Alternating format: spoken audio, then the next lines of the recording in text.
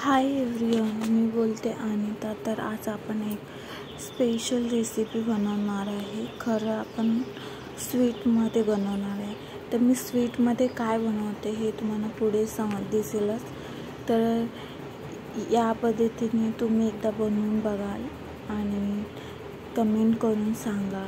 Like करा, share करा, subscribe करा आणि कशी झाली हे नक्की कमेंट करून सांगा. तर मी एक सिंपल रेसिपी आणली आहे, जास्त सिंपल आहे. गडबडीमध्ये तुम्ही असलात तर या पद्धतीने तुम्ही स्वीट घरी बनवू शकता. तर कशा पद्धतीने मी बनवते हे तुम्हाला मी पुढे सांगते. तर ही खीर बनवली आहे.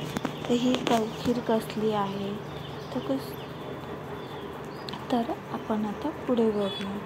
तर मी तांदूळ घेतले आणि मी तांदूळ जरा फ्राय करून घेते आणि ह्याच्यामध्ये मी थोडंसं तूप पण ॲड करते.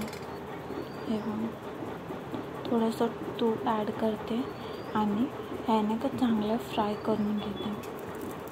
तूप ॲड केलं आणि ह्याच्यामध्ये मी आता खूप चांगल्या प्रकारे फ्राय करून घेणार आहे.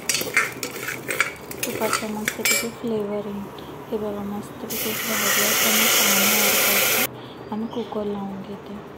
हे बघा, मस्त 3 शिट्या करून घेतल्यात आणि भात एकदम असं रेडी झाला. तर आपल्याला ह्याच्यामध्ये काय करायचं आहे. तर असं भात रेडी झालं तर मी दुसऱ्या पातेल्यात काढून घेतलं आणि हे मी दूध नाही घेतलं, तर मी हे खोबऱ्याचं दूध घेतलं. खोबऱ्याचं दूध मी बनवलं आणि मग घेतलं. हे वेगळी रोजचं नॉर्मल तर आपण खोबरं टाकतोच ना, म्हणून मी असं केलं. आणि त्याच्यानंतर मी थोडं किस घातलं खोबऱ्याचं ह्याच्यामध्ये आणि थोडंसं साखर टाकले आणि थोडंसं खोबऱ्याचं किस आणि हे बदाम आणि थोडं इलायची ठेचून नाही टाकली, डायरेक्टली अशीच टाकली, कारण दातामध्ये येण्यासाठी चांगली वाटते खायला. अशा प्रकारे बारीक गॅसवरती याला मी ठेवणार. 5 ते 10 मिनटामध्ये आपलं स्वीट तयार झालं. हे तांदळाची खीर रेडी झाली आहे. तर या पद्धतीने तुम्ही खीर बनवू शकता. मी इथे नाही काही ह्याचा वापर केला आहे, खोबऱ्याचं म्हणजे नारळाचं दूध यूज केलं आहे. तर तुमच्याकडे दूध अवेलेबल असेल घरी ते दूध तुम्ही ह्याच्यामध्ये ॲड करू शकता.